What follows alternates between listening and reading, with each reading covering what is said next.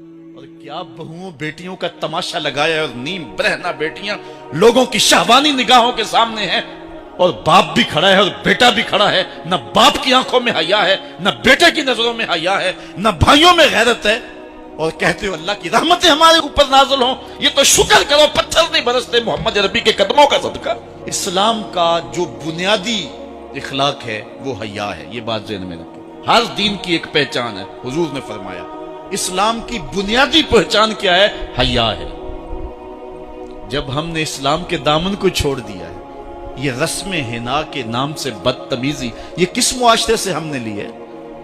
ہمارا تو رب یہ بھی گوارا نہیں کرتا کہ ہفتے کے دن کی تعظیم ہو اور اونٹ کا گوشت ایک بندہ ترک کرے یہودیت کی رسم سمجھ کے، اسلام سے ٹکراتا نہیں ہے، پھر بھی جو ہے وہ اسلام اس کو گوارا نہیں کرتا۔ اور کیا بہوؤں بیٹیوں کا تماشا لگایا اور نیم برہنہ بیٹیاں لوگوں کی شہوانی نگاہوں کے سامنے ہیں، اور باپ بھی کھڑا ہے اور بیٹا بھی کھڑا ہے، نہ باپ کی آنکھوں میں حیا ہے، نہ بیٹے کی نظروں میں حیا ہے، نہ بھائیوں میں غیرت ہے، اور کہتے ہو اللہ کی رحمتیں ہمارے اوپر نازل ہوں۔ یہ تو شکر کرو پتھر نہیں برستے محمد عربی کے قدموں کا صدقہ۔ اگر ان کی رحمت نہ ہو درمیان میں ابھی آگ لگ جائے دونوں جہاں میں۔ یہ تو ان کی رحمت ہے کہ پتھر نہیں برستے۔ پچھلی قوموں نے ایک ایک جرم کیا، کسی کے اوپر پتھر برسے، کسی کے اوپر خون برسا، کسی کے اوپر ایسا زلزلہ آیا کہ نیچے والی جگہ اوپر اور اوپر والی بستیاں نیچے، لیکن اس امت پر ایسا نہیں ہوگا۔ اللہ کہتا محبوب تیری وجہ سے نہیں ہوگا، ورنہ حضور نے فرمایا کہ یہ امت پچھلی امتوں کے قدموں پر قدم رکھے گی۔ یہاں تک حضور نے فرمایا کہ اگر کسی شخص نے اپنی ماں کے ساتھ بھی زیادتی کی ہے تو یہ وہ بھی کرے گا۔ اور دیکھ رہے ہیں کیا کچھ نہیں ہو رہا، قبروں سے مردے اکھاڑ کر کے ان کی بے حرمتی نہیں کی جا رہی۔ کبھی ایسا بھی ہوا تھا؟ کیا کچھ نہیں ہو رہا؟ تم کہتے ہو کہ ہمارے اوپر اللہ کی رحمتیں نہیں اترتی، میں کہتا ہوں شکر کرو پتھر نازل نہیں ہوتے، اور یہ صدقہ ہے محبوب کی کالی کملی کا۔ اور اللہ نے فرمایا ما کان اللہ لیعذبہم وانت فیہم، محبوب تیری وجہ سے میں عذاب نہیں اتارا ورنہ پیس کے رکھ۔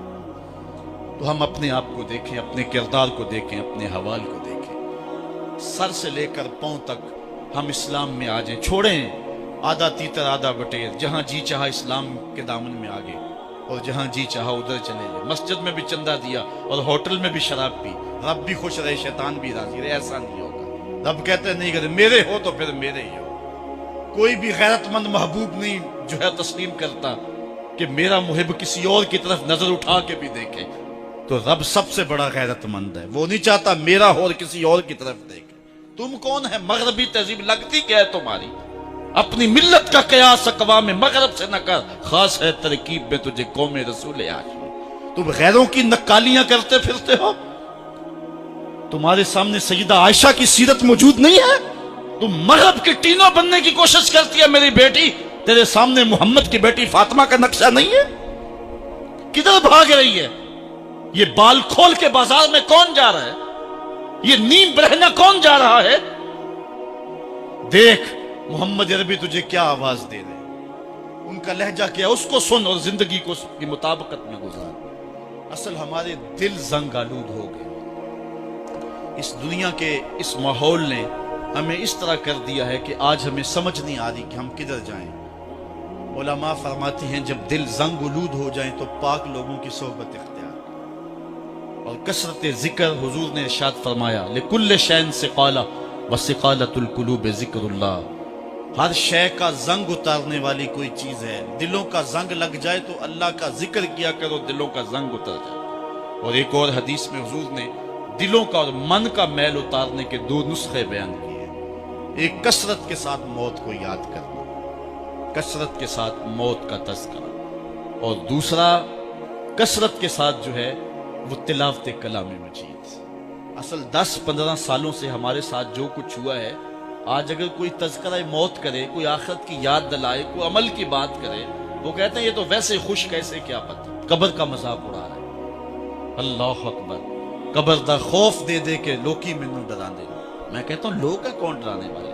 منکر نکیر کا پتہ آمنہ کے لال نے دیا ہے۔ قوم کو بے عمل بنایا جا رہا ہے اور ان کے سینے سے خوف خدا اور خشیت الہی جو ہے وہ کھلتی جا رہی ہے، اور یہ سب کچھ دین کے نام پہ کیا جا رہا ہے، اور چند مفاد پرست لوگوں نے ترہیب اور ترغیب جو کہ اسلام کا مزاج ہے، تبشیر اور تنذیر نبی کا منصب ہے، اس کا مذاق اڑا کے رکھ دیا اور انہوں نے ایک متوازی دین دے دیا ہے، جس کے نتیجے کے اندر قوم کی بے عملی جو ہے وہ پختہ تر ہو گئی اور اس کو وہ دین کا رنگ دے رہے ہیں۔ اللہ کے محبوب علیہ الصلوۃ والسلام نے فرمایا کہ دلوں کو زنگ لگ جائے تو ذکر سے اترتا، دلوں کو زنگ لگ جائے تو قرآن سے اترتا، دلوں کو زنگ لگ جائے تو موت کی کثرت کے ساتھ یاد کرنے سے اترتا۔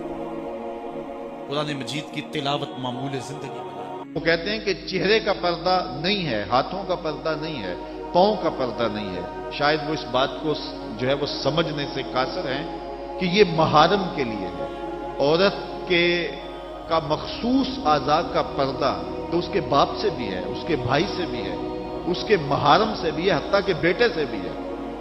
لیکن یہ جو اعضاء ہیں ان کا پردہ بھی عورت کے اوپر لازم ہے، چونکہ جو شر پیدا ہوتی ہے وہ چہرے سے اس کا آغاز ہوتا ہے۔ تو میں ایک بات کہا کرتا ہوں کہ یہ جتنے دلائل ہیں، ان دلائل کے جواب بھی علماء نے دیے ہیں، یہ ساری بحث کی جا سکتی ہے۔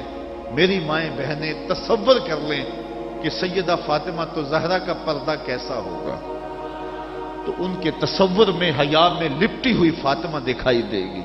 بلکہ سیدہ فاطمہ تو زہرا سے جب پوچھا گیا کہ عورت کا صحیح پردہ کیا ہے، تو انہوں نے کہا کہ عورت کا صحیح پردہ یہ ہے کہ وہ کسی مرد کو نہ دیکھے اور کوئی مرد اس کو نہ دیکھے۔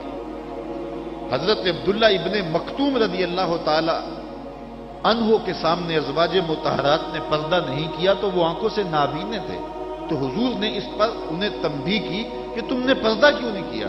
تو انہوں نے کہا حضور وہ تو نابینا ہے۔ تو فرمایا کہ تم نابینا تو نہیں ہو۔ تو پردہ مرد سے بھی ہے، جہاں فتنے کا امکان بھی ہو، شریعت نے وہ راستہ ہی مسدود کر دیا ہے تاکہ کل کوئی فتنہ کھڑا نہ ہو جائے۔ تو میں سادی سی بات یہ کرتا ہوں کہ پردے کے حوالے سے دلائل کی دنیا بھی ایک بہت بڑی دنیا ہے، لیکن میری مائیں اور بہنیں یہ تصور کریں کہ سیدہ فاطمہ تو زہرا کا پردہ کیا ہوگا، تو یہ تصور کرنے سے ہی طبیعت میں حیا پیدا ہونا شروع ہو جائے گا، اور سیدہ کا پردہ اور ان کی عصمت اور ان کی آبرو کا انداز سمجھ میں آ جائے گا۔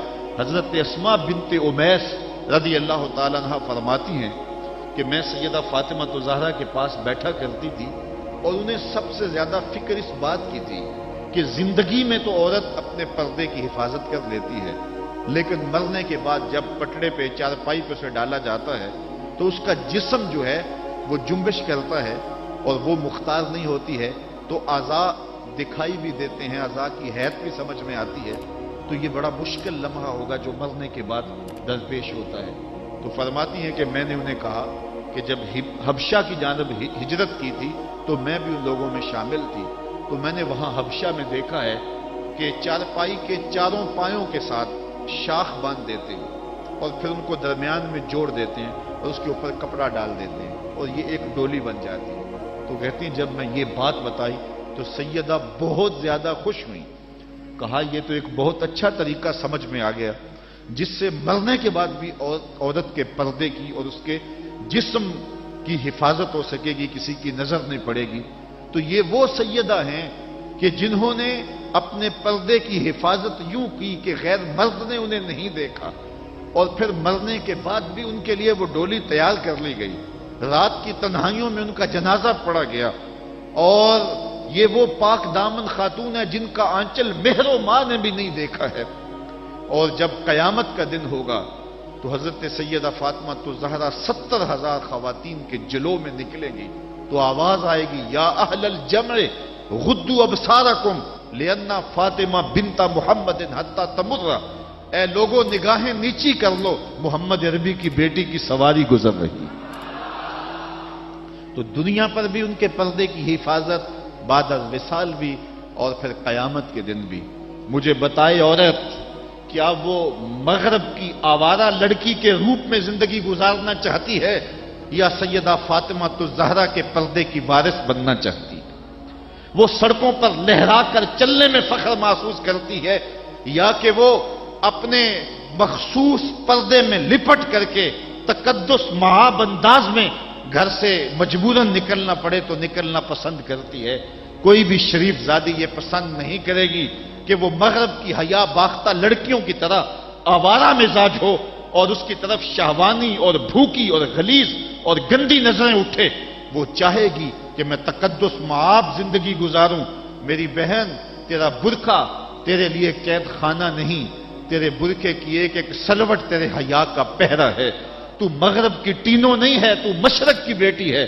تو فاطمہ ہے، تو عائشہ ہے، تو حفصہ ہے. تیرا پردہ اس کائنات کے حسن کی علامت ہے. تو سمٹ جائے گی تو امت پھیل جائے گی، تو گھر کو سنبھال لے گی تو امت بحر و بر پہ جاری ہو جائے گی. تو عورت کو گھر میں سمٹ کر کے اپنی اندرون خانہ ذمہ داریوں کو سنبھال کر کے اپنی عصمت اور اپنی آبرو کی حفاظت کرنی چاہیے تھی. اقبال نے بڑی خوبصورتی سے اس پر بحث کی ہے کہ عورت کے لیے پردہ ضروری ہے یا نہیں، اور پھر کہا عورت کو یہ خود اپنے آپ سے پوچھنا چاہیے کہ وہ کس روپ میں اچھی لگتی ہے. ذرا دیکھیے اقبال کا لہجہ. اللہ اکبر. اس راز کو عورت کی حقیقت ہی کرے فاش. مجبور ہے معذور ہے مردانے خرد مند. کیا چیز ہے آرائش و زیبائش میں زیادہ، آزادی نسواں یا زمرد کا گلو بند. اقبال کہتا ہے کہ عورت اپنے اندر کی عورت سے پوچھے کہ اس کے لیے حسن کہاں ہے. زمرد کا گلو بند اس کو دیا جائے اور وہ پردے میں جو ہے وہ سمٹ کر کے گھر کی ملکہ بن کے رہے، تو یہ اس کے لیے زیادہ اعزاز اور عزت اور فخر کی بات ہے، یا وہ جو ہے وہ آزادی نسواں کے نام سے بازاروں میں گھومتی پھرے اور مردوں کے سامنے ہنس ہنس کے باتیں کرتی پھرے. ایک عورت 4 گھر کے افراد کی خدمت کو اپنے لیے بوجھ سمجھتی ہے اور اسلام کو متعون کرتی ہے کہ اسلام نے مجھے جو ہے وہ پابند کر دیا ہے اور گھر کے اندر محدود کر دیا ہے، اور میں اتنے بچوں کی تربیت میرے کندھوں پہ ڈالتی ہے اور میں شوہر کی خدمت بھی کروں، بچوں کی خدمت بھی کروں، تو اسلام نے تو میرے اوپر بڑی پابندی لگا دی ہے، مجھے آزادی ملنی چاہیے. اور وہ عورت جو 4 بچوں کی خدمت اپنے لیے بوجھ سمجھتی ہے اور پھر وہ 300 مسافروں کو ہنس ہنس کے کبھی پانی پیش کرتی ہے، کبھی کھانا پیش کرتی ہے. 300 مسافروں کو ہنس ہنس کے مسکرا کے لہک لہک کے پانی پیش کرنا اور کھانا دینا، اور مختلف ذہنیتوں اور گندی سوچوں کے حاملین لوگ بھی اس طبقے میں موجود ہوتے ہیں اور ان کی شہوانی نظروں کا شکار ہونا. کیا عورت کے لیے یہ عزت ہے، یا عورت کے لیے یہ عزت ہے کہ گھر کی 4 دیواری میں سمٹ جائے اور تقدس ماحول کے اندر اپنے بچوں کی تربیت کرے؟ عورت کو جتنی ذمہ داریاں دی گئی ہیں وہ صرف ان کو سنبھال لے اور ان کے سنبھالنے کا حق ادا کر دے تو وہ ایک اچھے معاشرے کی تشکیل کی ضمانت بن جاتی ہے. سیدہ فاطمہ الزہرا رضی اللہ تعالی عنہا کا وجود ہمارے لیے ایک روشن، ایک منور اور ایک تابع جو ہے وہ وجود ہے، جس سے ہم مقدرات اسلام کی تربیت کے خد و خال لے سکتے ہیں. اقبال کہتا ہے تو نہ دانی کہ سوزے کراتے تو دیگر گو کر تقدیر عمر را. میری بہن، اگر تو بہن ہو کے قرآن پڑھے تو عمر کی تقدیر بدلتی ہے، اور اگر تو ماں ہو کے قرآن پڑھے تو بیٹا نیزے کی نوک پہ قرآن سناتا. کربلا کے تپتے ہوئے ریگزار میں پیاسا ہونے کے باوجود حضرت امام حسین جو باطل کے آگے ڈٹے ہوئے ہیں اور جھک نہیں رہے ہیں، اور 71 لاشیں کندھوں پہ اٹھا کے خیموں تک پہنچا چکے ہیں، پھر بھی استقامت کا کوہ گراں بنے ہوئے ہیں. یہ حسین ابن علی کا کمال تو دکھائی دیتا ہی دیتا ہے، لیکن ذرا غور کی آنکھ سے دیکھو پیچھے فاطمہ کے دودھ کا اثر دکھائی دیتا ہے. تو اگر مائیں پردے میں سمٹ جائیں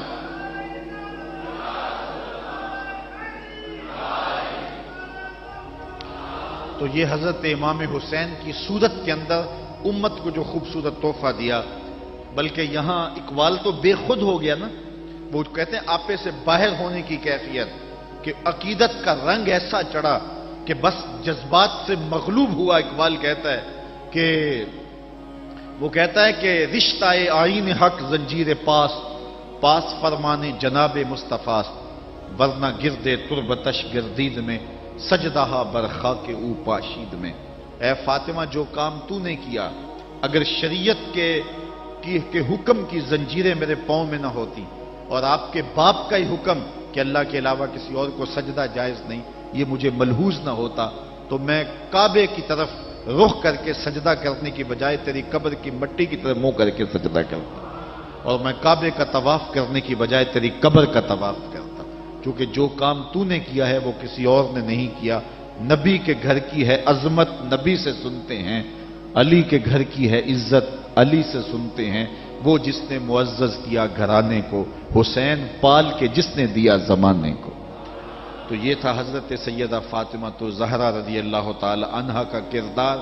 آج کی عورت سیدہ کے کردار کو اپنے لیے نمونہ حیات بنا کے اپنی زندگی کی راہیں متعین کر دے۔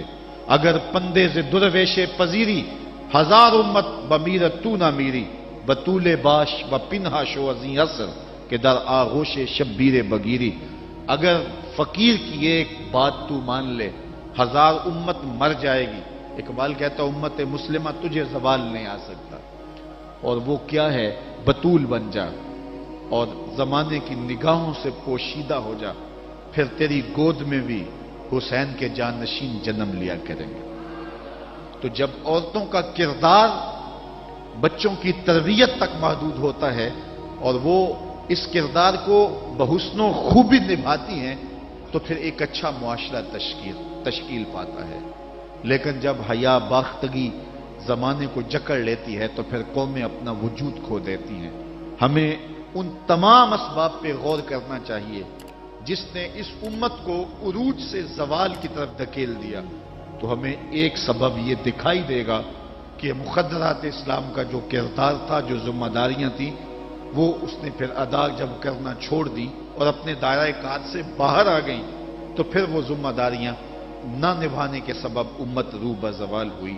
گھروں میں بیٹھ کر کے ماؤں نے تربیت کی تھی۔ ہم نے دور اسلام کے اندر بڑے بڑے مشکل حالات دیکھے ہیں۔ مشکل حالات میں جب اسلام پہ سخت سے سخت وقت آئے، لیکن جب درگاہیں بند ہوں گی، جب خانقاہیں بند ہو گئیں، جب مدارس دینیاں بند ہو گئے، جب اذانوں پہ پابندی لگ گئی، جب بہت کچھ ہوا تھا، لیکن ماں کی گود کی درسگاہ تو کبھی بند نہیں نہ ہوتی ہے۔ تو ماؤں نے اس وقت دین کو زندہ رکھا۔ آج بھی ہمیں اسی طبقہ نساء سے امید ہے کہ یہ دوبارہ امت کی نہضت کے لیے جو ہے وہ ایک با ہمت کردار ادا کریں گی۔ اللہ تعالیٰ خواتین اسلام کو حضرت سیدہ پاک کے اسوہ نور کی روشنی میں اپنی زندگی گزارنے کی توفیق عطا فرمائے۔